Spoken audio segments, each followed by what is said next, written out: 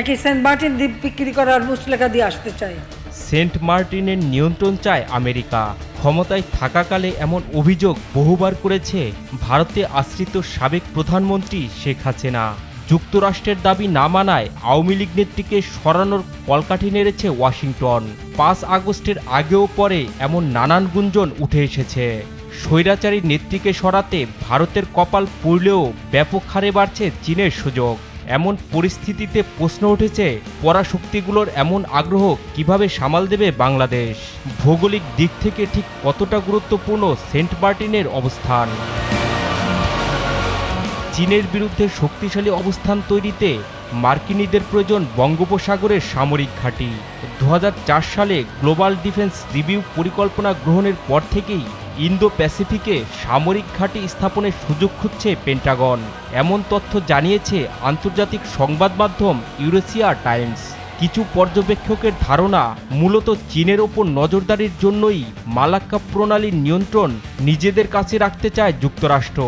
সেক্ষেত্রে আরব সাগর, আন্দামান ও নিকোবর দ্বীপপুঞ্জের পাশাপাশি বঙ্গোপসাগরের সেন্ট মার্টিনও হতে পারে আদর্শ জায়গা।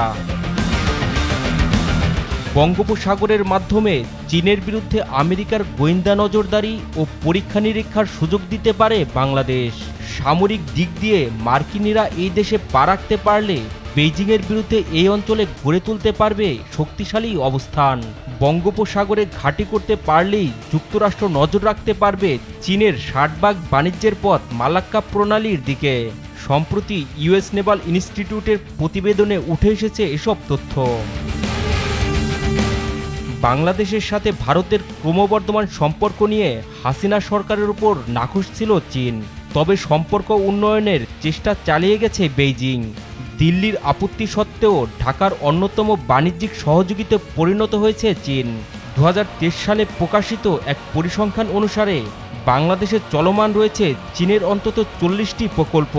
এইরকম 9টি বৃহৎ প্রকল্পে চীনের বিনিয়োগ $98.8 বিলিয়ন। সরকারি বিনিয়োগের পাশাপাশি বাংলাদেশে ব্যাপক হারে বেড়েছে চীনের বেসরকারি বিনিয়োগের পরিমাণ। ভৌগোলিক অবস্থান ও সামরিক কৌশলগত দিক থেকে ভারত, বাংলাদেশ ও মায়ানমারের উপকূল ঘেঁষে অবস্থিত বঙ্গোপসাগরের গুরুত্ব খুব একটা বেশি না, এমনটাই মনে করেন অনেক বিশ্লেষক। তবে সাম্প্রতিক সময়ে পুরো অঞ্চল জুড়ে বাড়ছে চীনের স্বার্থ এবং উপস্থিতি। ফলে চীন বিরোধীদের কাছে বৃদ্ধি পেতে পারে বঙ্গোপসাগরের গুরুত্ব। অন্যদিকে পর্যবেক্ষকদের অনেকেরই ধারণা, ওয়াশিংটন নয়াদিল্লির বন্ধুত্ব থাকলেও এই অঞ্চলে মার্কিন সামরিক উপস্থিতি জোরালো হলে ধীরে ধীরে কমতে থাকবে ভারতের আধিপত্য। বিশ্বের 80টি দেশে যুক্তরাষ্ট্রের 800-র বেশি সামরিক ঘাঁটি।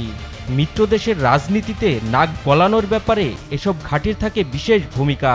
হাসিনার পতনের পর থেকেই শীতল হয়ে উঠেছে বাংলাদেশ ও ভারতের বন্ধুত্ব। এই শূন্যতা পূরণে শীঘ্রই নড়েচড়ে বসবে চীন।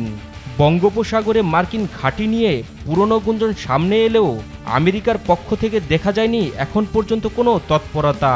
তবে বর্তমান পরিস্থিতিতে আন্তর্জাতিক অঙ্গনে প্রতিটি পদক্ষেপে বাংলাদেশকে থাকতে হবে অত্যন্ত সতর্ক।